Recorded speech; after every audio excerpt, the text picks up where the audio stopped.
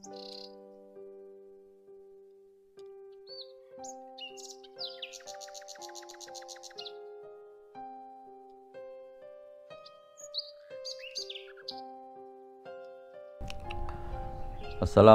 warahmatullahi wabarakatuh.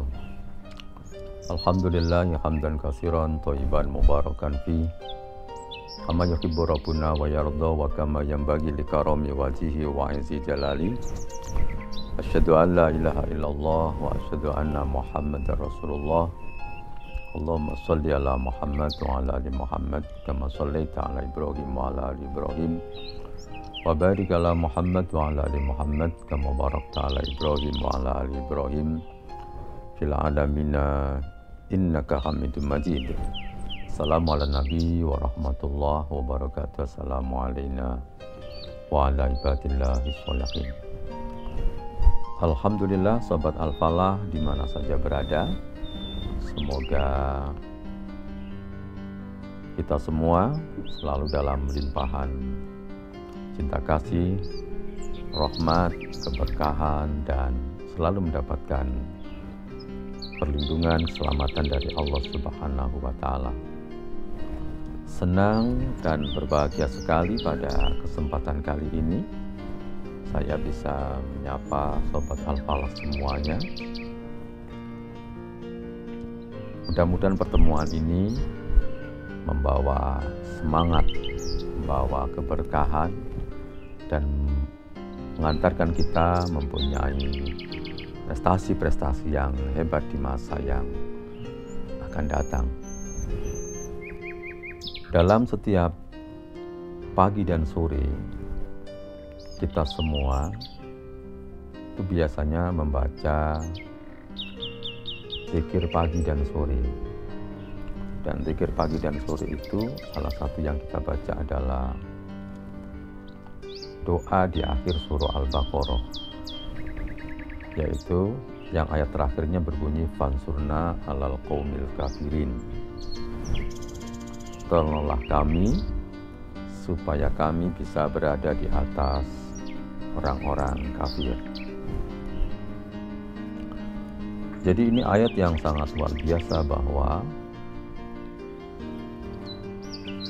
goal kehidupan kita dan program-program kita atau program pribadi kita masing-masing itu harus menjadi orang-orang yang hebat, yaitu yang mempunyai karya-karya besar, mempunyai prestasi-prestasi besar yang bisa mengalahkan semua kekuatan yang ada di muka bumi ini, yaitu diantaranya adalah kekuatan-kekuatan bisa mengalahkan kekuatan-kekuatan dari orang kafir.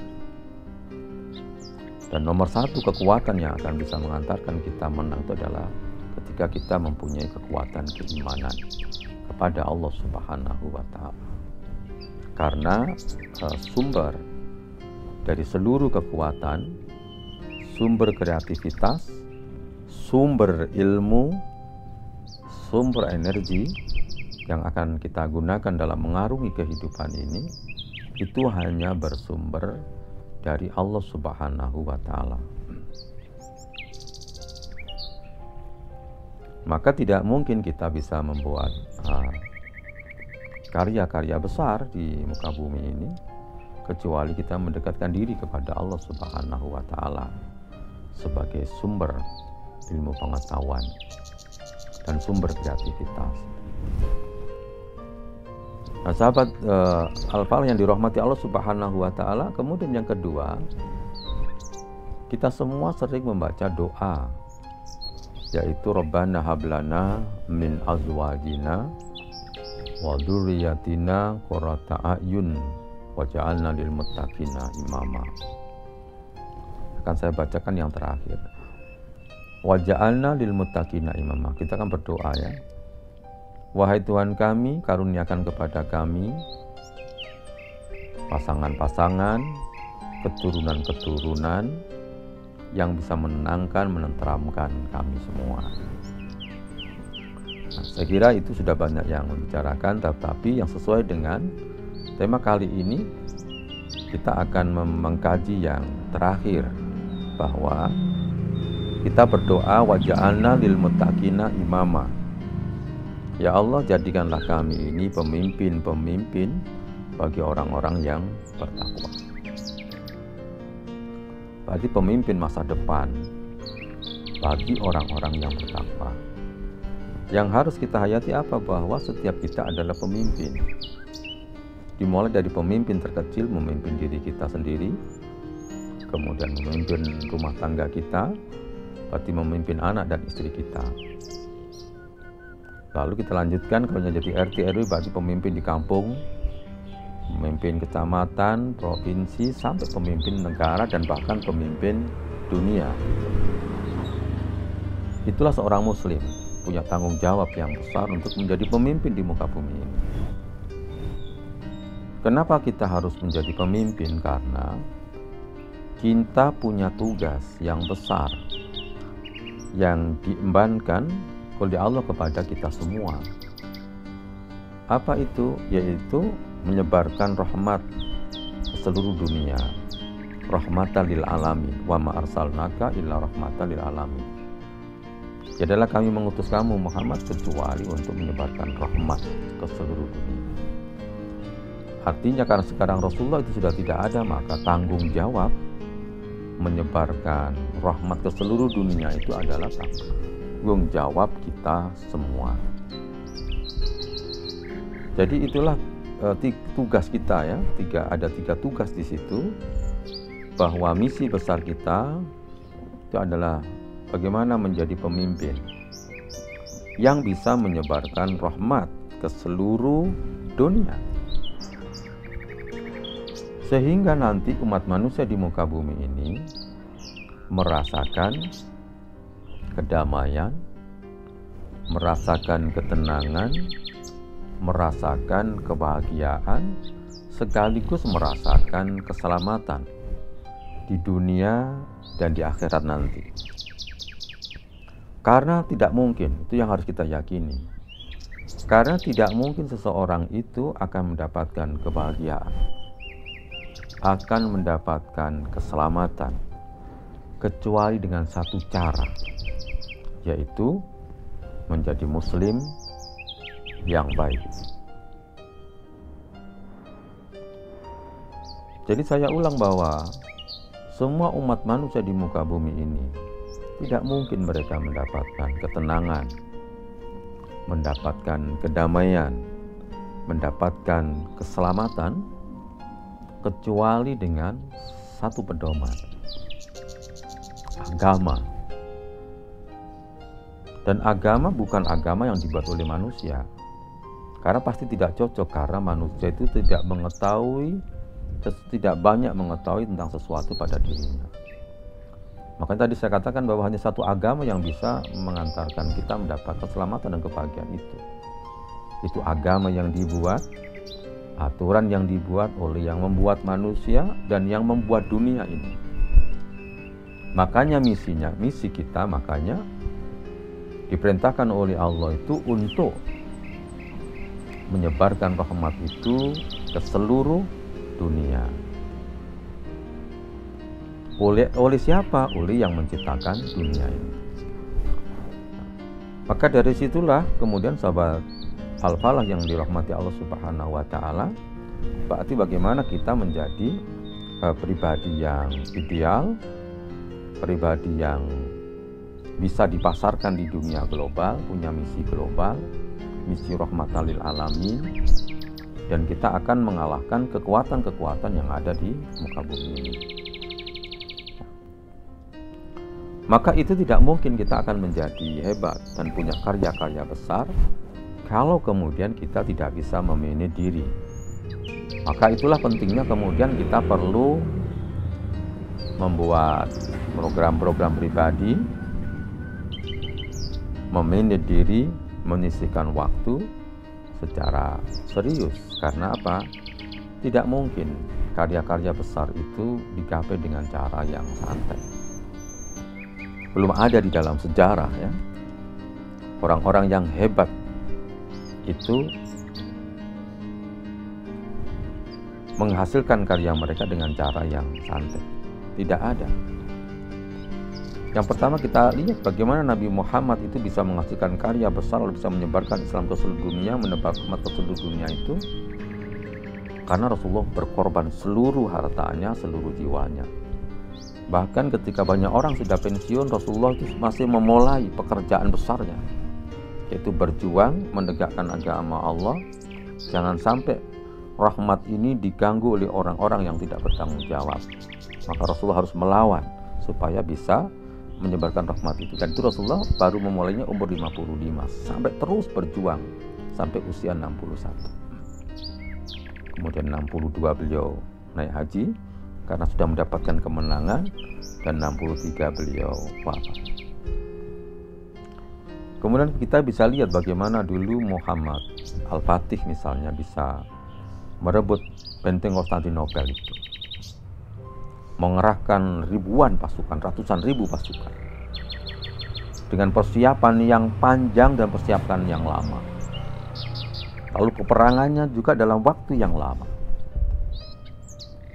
Setelah seluruh energi mereka kerahkan, seluruh tenaga mereka gunakan, maka kemudian baru datanglah pertolongan Allah kemudian yang memberikan kemenangan. Maka sekali lagi tidak mungkin kita menghasilkan karya-karya besar itu dengan cara santai. Tidak ada itu. Maka dari situlah kemudian kita harus menyusun program itu. Apa yang harus kita lakukan? Jadi yang pertama, kita harus membaca dulu buku pedoman kita. Kita harus menyisihkan waktu supaya nanti kita menjadi orang selamat, kemudian bahagia, dan bisa menyebarkan rahmat ke seluruh dunia. Kita pahami dulu sekarang adalah buku panduannya. Nah, buku panduan terbaik untuk mengarungi kehidupan kita ini yang pertama adalah Al-Quran.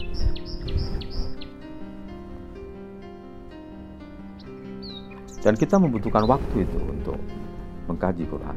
Tidak mungkin kita ini bisa mendapatkan kemenangan kemudian kalau tidak kita minit waktu kita untuk mengkaji Quran. Jadi kita harus menyisihkan waktu itu. Kalau dalam istilah yang saya buat bahwa kewajiban kita kepada Al-Quran itu adalah ada 5. Jadi ada 5M. Pertama, kita wajib membaca Quran. M pertama. Kemudian yang kedua, M yang kedua adalah memahami. Kemudian M yang ketiga adalah mengamalkan. Kemudian M yang keempat adalah menghafal. Dan M yang kelima adalah memperjuangkan. Itu saja sudah membutuhkan waktu yang panjang. Tidak mungkin itu kemudian kita bisa mencapainya dengan cara santai, tidak mungkin. Jadi tugas kita ini sangat besar, waktu kita sangat terbatas, sementara persiapan keilmuan yang harus kita siapkan banyak. Artinya bahwa kita perlu membaca Quran 30 juz, baca Arabnya. Setiap hari kita harus baca Arabnya, pedoman ini. Lalu kita harus memahami, berarti kita harus baca artinya.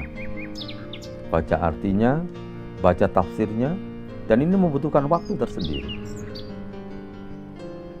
Kemudian yang ketiga adalah kita belajar mengamalkannya. Lalu perlu ada waktu juga menghafal. Dan setelah ini kita lakukan, maka yang terakhir itu memperjuangkan Al-Quran sampai kita diberi kemenangan oleh Allah Subhanahu wa Ta'ala. Nah, lalu tandanya apa kalau kita sudah menang itu? Tandanya kalau kita sudah menang adalah ketika kaum muslimin kita semua ini kepingin mengamalkan Al-Quran, ayat mana saja, lalu itu tidak ada yang menghalanginya sama sekali. Kita bebas mengamalkan Al-Quran kapan saja, di mana saja, maka itu baru namanya kita sudah menang. Maka jangan sampai kemudian waktu kita ini habis untuk melakukan perbuatan-perbuatan yang kecil-kecil. kegiatan-kegiatan yang tidak ada manfaatnya bagi dunia kita dan tidak ada manfaatnya bagi akhirat kita. Karena perintah Allah ini kita disuruh berjuang itu suruh membuat prestasi yang paling baik. Tidak boleh hanya baik, harus prestasi yang terbaik. Karena dalam surah Al-Mulk itu adalah kita disuruh melakukan sesuatu itu ahsanu amala. Suruh memberikan yang terbaik, melakukan yang terbaik, karya yang terbaik. Apakah kita bisa? Bisa dengan izin Allah Subhanahu wa ta'ala. Dalam Al-Qasas itu diulang oleh Allah, wa ahsin kama ahsanallahu ilaika. Lakukan yang terbaik karena Allah sudah memberikan yang terbaik kepadamu. Berarti sobat Al-Falaq semua pasti bisa kalau kita menyandarkan seluruh prestasi kita ini minta pertolongan kepada Allah Subhanahu wa ta'ala. Jadi itu dulu pekerjaannya ya, yaitu ada 5M tadi. Sehingga nanti seluruh kehidupan kita itu jangan sampai keluar dari buku panduan ini. Seluruh karya-karya besar kita harus mengambil inspirasinya dari sini. Karena ini Al-Quran buku panduan yang paling hebat yang menjadikan orang-orang sebelum kita itu hebat semua. Orang-orang sebelum kita itu menjadi hebat, kaum muslimin dulu menjadi hebat, bisa mengalahkan kekuatan besar di muka bumi ini, itu karena mereka dekat dengan Al-Quran, dekat dengan Allah. Makanya kita tidak mungkin mempunyai kekuatan untuk mengalahkan kekuatan-kekuatan besar di muka bumi ini kalau kita tidak mendekatkan diri kepada Allah. Karena hari ini kita sedang posisi lemah, berada di bawah, pada posisi mengalami kemunduran. Sementara kita prihatin melihat bahwa banyak sobat-sobat di sekitar kita itu yang kemudian mereka tidak punya etos belajar yang bagus, tidak punya etos kerja yang bagus. Mereka kepinginnya ya gajinya besar, kerjaannya asal-asalan, dan itu tidak mungkin. Dari sisi keilmuan yang kedua ya, itu baru Al-Quran kita membutuhkan waktu yang baik.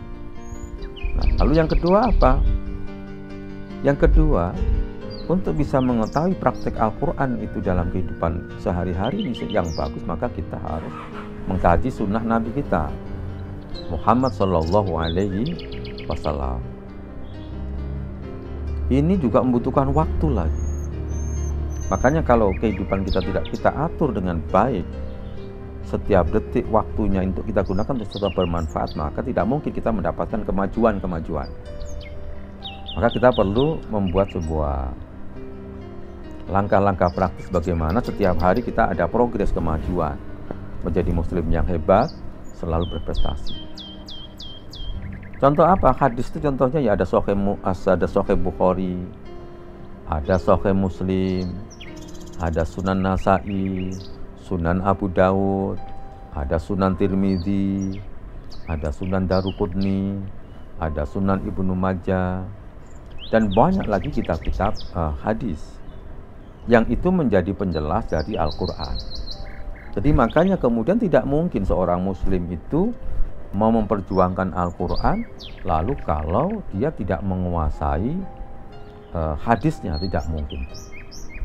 Sementara di lingkungan kita, di sekolah kita, di kuliah kita itu tidak mendekatkan kita kepada Al-Quran dan hadis. Berarti kita perlu waktu lagi. Waktu lagi untuk mengkajinya. Mengambil inspirasi dari hadis untuk menghasilkan sebuah karya-karya. Lalu yang ketiga apa? Yang ketiga kita juga perlu membaca sirah namanya, sirah ya.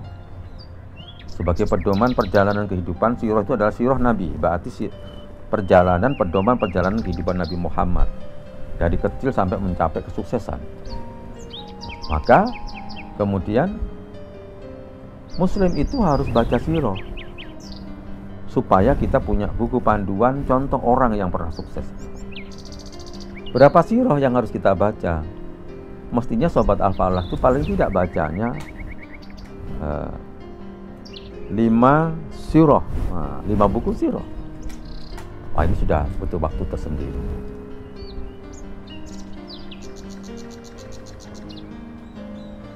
Kita kaji, kemudian kita praktekkan.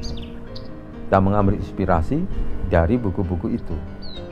maka insya Allah kita akan mempunyai prestasi-prestasi yang besar.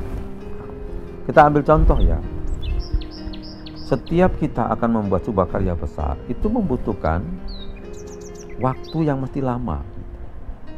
Keahlian misalnya, kalau para ahli mengatakan bahwa sedikitnya orang itu supaya bisa hebat dalam satu bidang, itu para ahli sudah meneliti. Sedikitnya mereka harus melakukan praktek, mencoba, gitu ya. Bekerja, berlatih, sedikitnya itu adalah 10.000 jam. Nah, itu baru kemudian kita akan bisa menghasilkan sesuatu yang luar biasa. Nah, saya kira itu sobat Al-Falah yang dirahmati Allah Subhanahu wa taala, yang perlu kita perhatikan sekarang, bagaimana kita mulai dulu dari sisi keilmuannya. Nah, mempersiapkan keilmuannya dulu, kita dekat dengan Al-Qur'an, kemudian yang kedua kita dekat dengan hadis Nabi, kemudian yang ketiga dekat dengan sirah Nabi. Tiga itulah yang menjadikan generasi setelah sahabat itu menjadi hebat. Maka kalau kita ingin hebat, kembali bisa mengalahkan kekuatan-kekuatan besar di muka bumi ini, maka bekal ilmunya itu. Setelah itu kita siapkan perangkat-perangkat yang bisa menjadikan kita bisa tampil di dunia global, di dunia internasional, sehingga kita bisa menyebarkan keselamatan, kedamaian di muka bumi ini yang sangat dibutuhkan oleh umat manusia hari ini, yaitu kehadiran Islam sebagai rahmatan lil alamin. Terima kasih, mudah-mudahan bermanfaat bagi kita semuanya. Mudah-mudahan Anda semua sobat Al-Falah diberi keberkahan rezeki, keberkahan umur, keberkahan ilmu, sehingga satu saat menghasilkan karya-karya besar yang bisa menggetarkan dunia ini. Dan semoga dunia ini kembali di bawah pangkuan Islam yang rahmatan lil alamin. Hadanallahu wa iyyakum ajmain. Assalamualaikum warahmatullahi wabarakatuh.